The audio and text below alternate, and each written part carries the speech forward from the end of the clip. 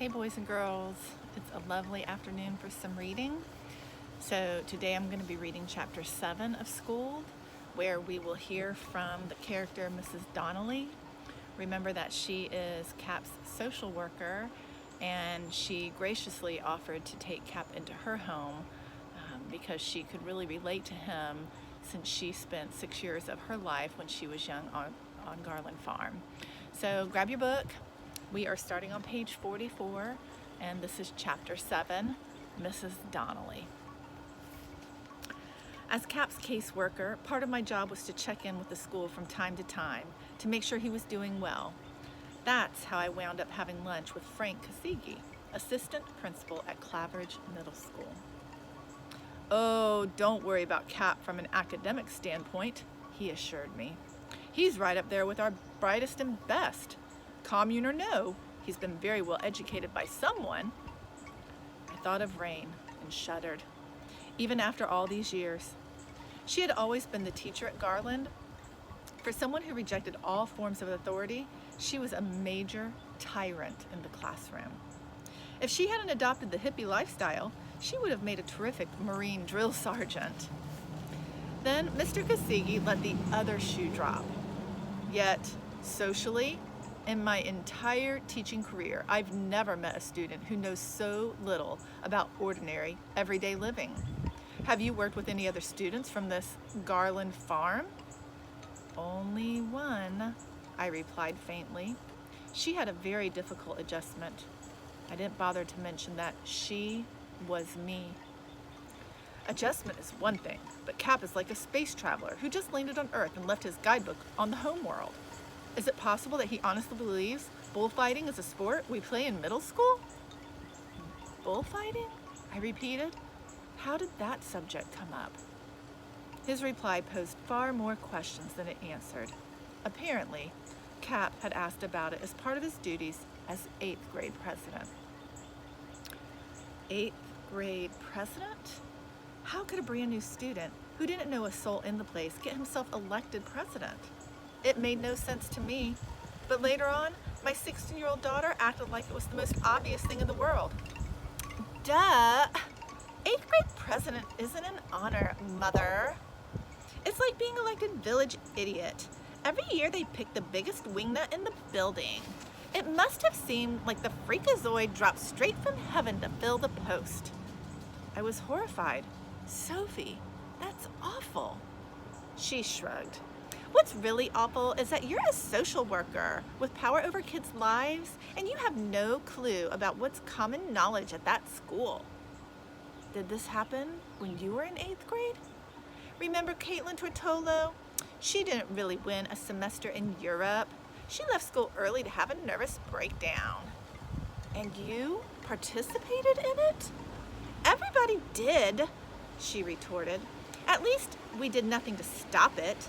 If you don't go along with the gag, you're next." I must have looked disapproving because she added, "Grow up, Mother. The world's a big, tough, scary place. Like, you don't know that?" Actually, I did know that. I didn't realize she knew that. I felt terrible for poor Cap. It was hard enough for him to come out of total isolation at Garland without having to be dropped into the snake pit that was middle school. Worse, I couldn't even warn him about it, not without poisoning his one and only experience of the real world. My sole consolation lay in the fact that he would have to suffer this abuse only for a few more weeks. His grandmother was recovering well.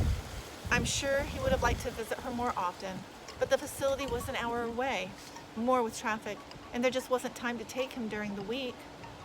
Anyway, deep in my heart, I believed that a genuine school, nasty and merciless as it could be, was still better than Garland Farm. Besides, nastiness was relative. After school, Cap had to come home to my house, where Sophie was there to demonstrate the true meaning of nasty. She hated Cap Anderson with a passion that I wouldn't have believed her capable of, and I was her mother. Even when he did things that had nothing to do with Sophie, she took them personally. His healthy vegetarian diet, she considered a slap in the face to her own eating habits. His neatness was a deliberate ploy to make her appear messy. She couldn't bear that Cap woke up early to practice Tai Chi on our front lawn. But Sophie, I tried to reason, why would it matter to you? You're barely awake at that hour. It's humiliating, she raged. We might as well put a sign on the roof that says, "Warning, mutant on premises." The next morning, when Cap was performing the dance-like martial arts moves by the dogwood bushes, my darling daughter emptied an entire wastebasket full of water down on his head. This she followed with a string of language that would have set fire to the sidewalk. All from the girl who was so concerned about what the neighbors might think. He looked up at her and he smiled, instead of heaving a rock through her window, which is what I would have done. Oh, what a sight he was. With all that hair hanging limply around his shoulders, he looked like a weeping willow in soggy sandals. According to Sophie, the entire incident was my fault. By bringing Cap into our home, I had left her no choice but to take matters into her own hands. Since Sophie was never going to apologize to Cap, I did it myself. "I'm so sorry, dear," I said, handing him a towel that wouldn't have dried 1/10 of his abundant hair.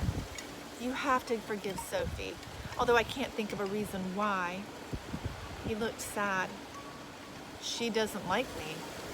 I smiled. 16-year-old girls don't like anybody. His answer brought me straight back to my Garland days.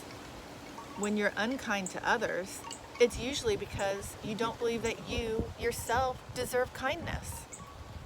"Don't be so nice," I said. "She can be pretty mean.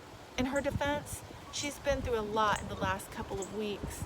Her father, my ex-husband, his heart's in the right place, but he makes a lot of promises he can't keep. And Sophie ends up caught in the middle. Just yesterday, she was waiting for him to pick her up for her first driving lesson. He never showed. That's him, doesn't come, doesn't call, dead air. She won't admit it, but she's devastated."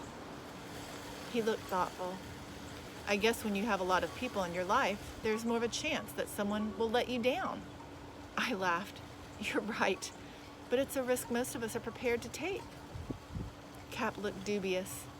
He had grown up with exactly one person in his life, Rain, and regardless of what I thought of her, to him, she had been as constant as the rising sun. How terrifying must it be to lose that? See you guys soon for Chapter 8.